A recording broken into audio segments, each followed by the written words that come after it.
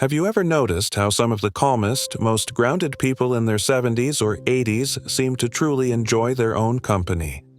They're not rushing to be the center of attention. They're not filling their calendars just to stay busy. They're not desperate for conversation. And yet, they seem content, even joyful. I used to wonder about that. But now, at 74, I understand it.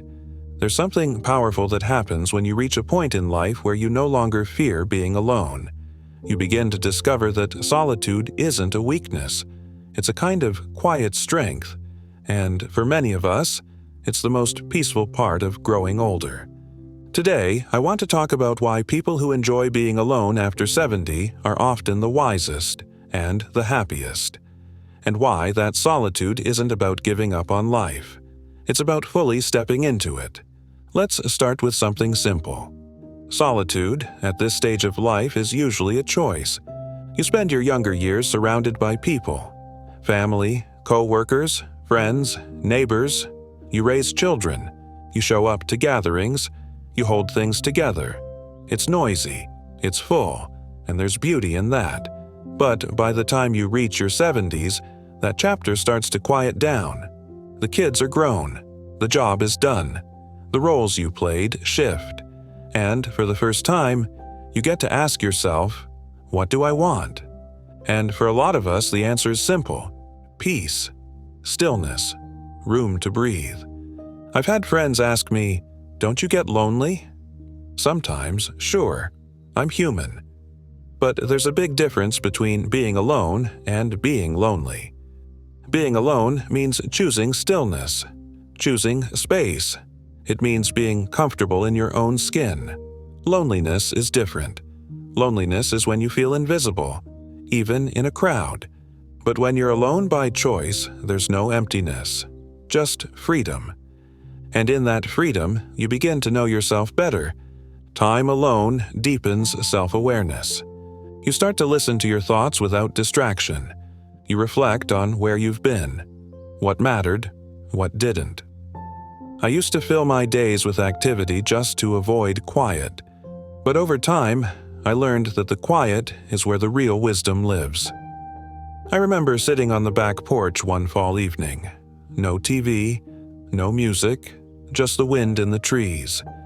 And I thought about something my father told me once. You learn more from listening than speaking. It's taken me this long to understand that includes listening to yourself. In solitude, I've faced memories I used to avoid. I've made peace with old regrets. I've forgiven myself for things I held on to for too long. That's the gift of time alone. You stop running. You start seeing clearly. And in that clarity, something beautiful happens. You begin to grow again. Being alone often leads to creativity and spiritual reflection. I've taken up writing. Not for anyone else, just for me. I write down memories, lessons, little moments I want to remember. Others I know have picked up painting, or gardening, or woodworking. Some go back to old instruments. Some just sit with a good book and let their minds wander. And for many, it's a return to faith, or a new kind of faith.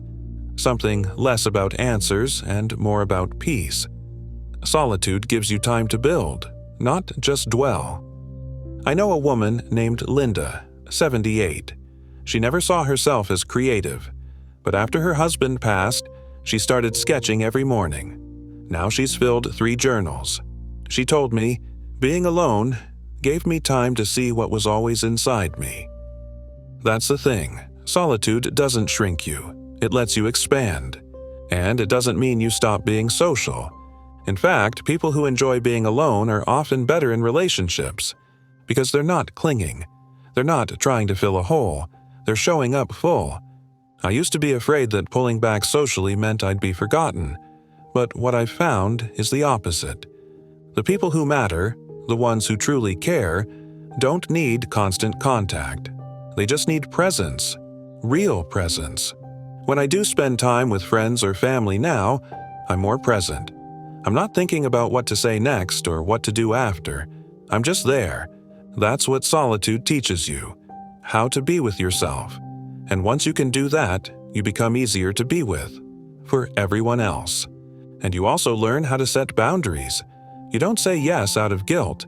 You don't stay in places that drain you. You trust your own rhythm. That's wisdom. And with that wisdom comes resilience. Because let's face it, this stage of life comes with loss. Loved ones pass, health changes, things slow down. And if you've never spent time alone, those moments can feel overwhelming. But people who've learned to sit with themselves, they cope differently. They don't panic when the world gets quiet. They've been there before.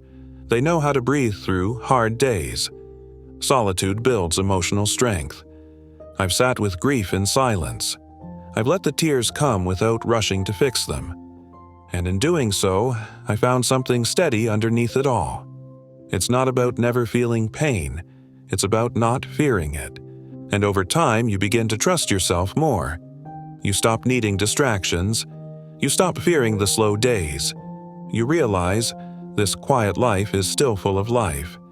And then something shifts. You begin to enjoy the simplest things more than ever before. A warm cup of coffee, a walk at dawn, the way the light hits the wall in the late afternoon. You stop needing big plans or busy schedules. You stop needing approval. You just enjoy. This is what I call the joy of simply being. It's hard to explain to someone who hasn't felt it. But once you do, you never want to give it up. You find yourself smiling for no reason. You feel gratitude without effort. You're not chasing happiness. You're resting in it. That's what solitude can offer.